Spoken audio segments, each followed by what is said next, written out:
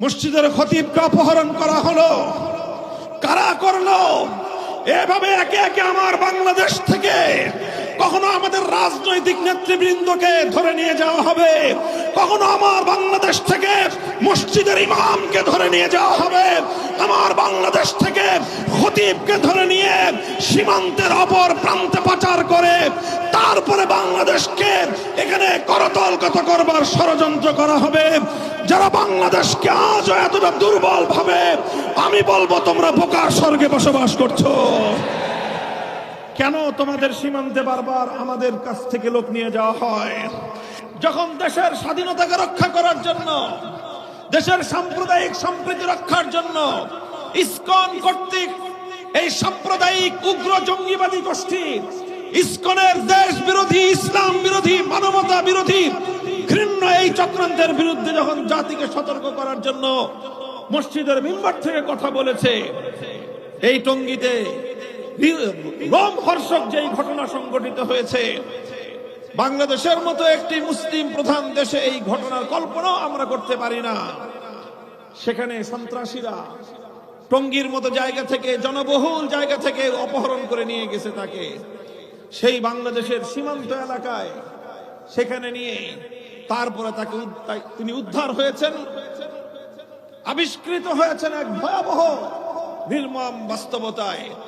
সেখানে তার পায়ের মধ্যে শেকল পড়ানো, অবরুদ্ধ অবস্থায়, একরকম বেহুশ অবস্থায়, অচেতন অবস্থায় তাকে উদ্ধার করা হয়েছে। তারপরে তিনি যেই বিবরণ দিয়েছেন, সেই বিবরণ থেকে গোটা জাতি আজ স্তম্ভিত হয়ে গিয়েছে।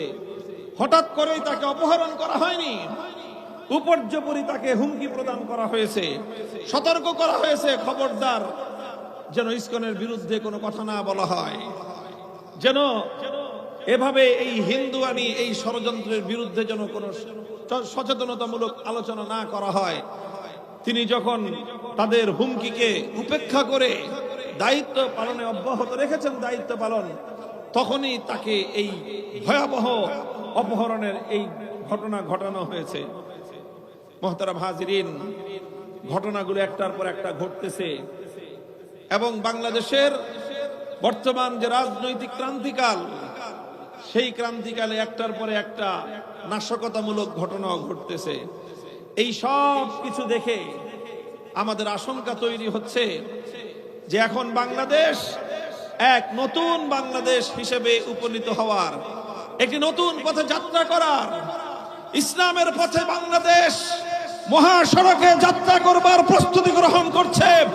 ইসলামের পথে বাংলার এই অগ্রযাত্রাকে রুখে দেওয়ার জন্য আন্তর্জাতিক পর্যায়ে ইসলাম বিরোধী চক্র বাংলাদেশকে আজ টার্গেটে পরিণত করেছে।